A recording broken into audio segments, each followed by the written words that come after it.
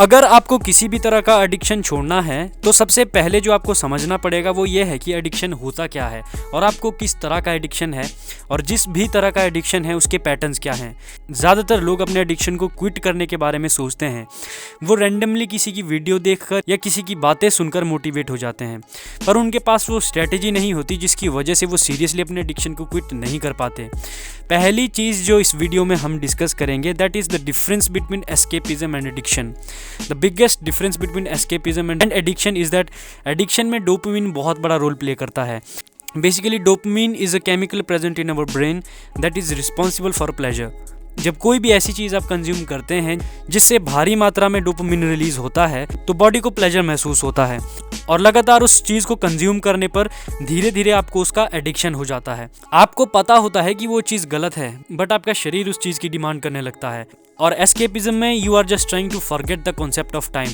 For example, जब लोग YouTube shorts या रील्स देखते हैं तो पता ही नहीं चलता कि टाइम कैसे बीत गया, और इस चीज़ को भी अगर आप बार बार रिपीट करेंगे तो लॉन्ग टर्म में ये भी एक एडिक्शन बन जाएगा। सबसे पहले आपको फाइनल डिसीजन सीरियस होकर लेना है कि मुझे लॉन्ग टर्म में अपना एडिक्शन क्विट करना है, चाहे वो स्मोकिंग हो, ड्रिंकिंग हो या पॉर्न, व्हाटएवर। और उसके बाद जो भी चीज़ आप ले रहे हैं उसे कम करना है, और कम करते करते आपको उस स्टेज में पहुंचना है जहां आप उस चीज़ को परमानेंटली छोड़ सकें, या जिस भी चीज़ का एडिक्शन आपको है आप उसे दूसरी चीज़ के साथ रिप्लेस कर सकते हैं। बट ये परमानेंट सोल्यूशन नहीं है। आप कुछ टाइम के लिए अपना एडिक्शन क्विट कर देंगे, बट फिर से जब आप उस एनवायरनमेंट में जाते हैं तो अपने आप को रोक नहीं पाएंगे और फिर से वही सब दोबारा शुरू हो जाएगा। इसलिए जब तक आपकी सोच नहीं चेंज होगी, जब तक आपकी थिंकिंग का लेवल ऊपर नहीं उठेगा, तब तक आपके लिए किसी भी एडिक्शन को ब्रेक करना ईजी नहीं होगा। मेरे कहने का मतलब ये है कि आपकी लाइफ में आपका कोई ऐसा मीनिंगफुल पर्पस होना चाहिए जो उस एडिक्शन को भुलाने में आपकी हेल्प करे।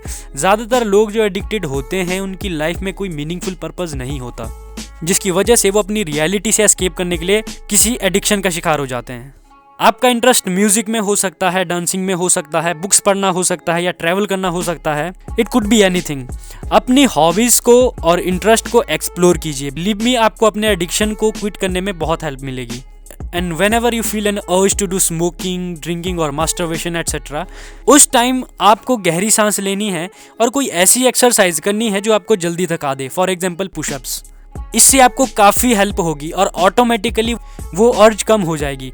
और एक चीज़ जो आपको करनी है वो ये है कि उस एडिक्शन को छोड़ने के बाद जो भी बेनिफिट्स आपको फिजिकली और साइकोलॉजिकली मिलेंगे उन्हें हमेशा अपने दिमाग में रखना है, एक रिवॉर्ड की तरह। क्योंकि जब रिवॉर्ड आपके सामने दिख रहा हो तो कहीं बाहर से मोटिवेशन लेने की ज़रूरत नहीं होती। और पहले से ही एक बात दिमाग में रखनी है कि जब भी आप उस एडिक्शन से बाहर निकलेंगे तो आप खुद को एक अच्छा सा गिफ्ट देंगे। बिलीव मी, जो भी मेथड्स मैंने शेयर किए ये आपके एडिक्शन को क्विट करने की जर्नी को काफ़ी आसान बना देंगे। वैसे तो एडिक्शन से रिलेटेड बहुत सारी बातें हैं, पर वो सिर्फ बातें ही हैं, कोई प्रैक्टिकल सोल्यूशन नहीं है। बहुत सारे केसेस में ऐसा होता है कि काफ़ी सीरियस एडिक्शन होता है, तो उसके लिए आपको रिहैब सेंटर ही जाना चाहिए। बट अगेन, अगर आपकी क्वालिटी ऑफ लाइफ सही नहीं है, आपकी सोच अगर इम्प्रूव नहीं हुई है, देन आप सालों रिहैब सेंटर में रहने के बाद भी फिर से वही काम करेंगे। इसलिए किसी भी एडिक्शन को क्विट करने से पहले इस बात का ध्यान रखें।